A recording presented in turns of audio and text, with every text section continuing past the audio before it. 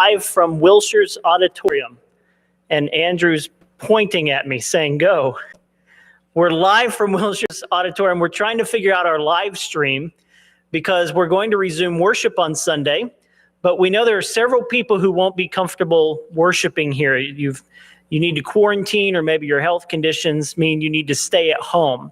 And so we want to make it possible for anyone who feels that way to know you can still join us for worship Sunday morning. And this is how. Our crew of Sean Bailey and Andrew Rice and James Fields, along with some input from David Journey and some others, they've been working on putting this together.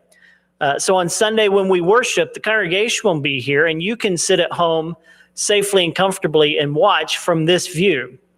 Now, we'll have two different camera angles. I don't know if they're going to help me out here and play with it, but you'll have primarily the camera that'll be on the pulpit, which looks like this.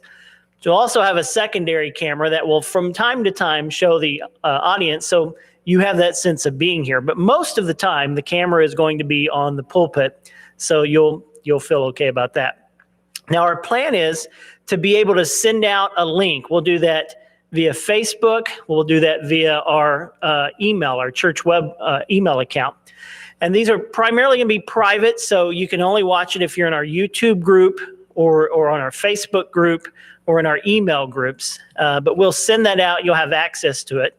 We'll try to have it available about 15 minutes before worship starts. We'll have a way for you to know what's going to happen, know you're in the right place. But about 9:15-ish on Sunday morning, you'll be able to join us and watch as things get underway. At the conclusion of worship, you'll also be able to watch the video again as long as everything works. We're still working out the kinks and thinking through some issues along with that. But ideally, we'll be able to allow you to watch that at any point after the live service is over. But for those who are going to join us on Sunday morning, it's going to look and feel a little different. We want to encourage you to wear a mask so that you feel safe and so that your brothers and sisters will be safe. We're going to try to have the auditorium blocked off in certain areas so we can practice social distancing. We want to encourage you to sit with your family or with whatever group you've been quarantined with over the past several days. If you'll stay close to your family and leave some space between you and the next family. We won't be singing as much. One of the concerns of the CDC and other organizations is that through singing, moisture is spread, the virus spreads more. So our singing will be very limited, perhaps just one song to start and end the service. Communion, we'll have communion supplies available for you to pick up on your way in. So we won't have men serving communion or walking up and down the aisles. Collection will be made available at the back as you leave. Again, we won't be passing any trays or doing anything of that nature. But we want everyone to feel as safe and as comfortable as possible.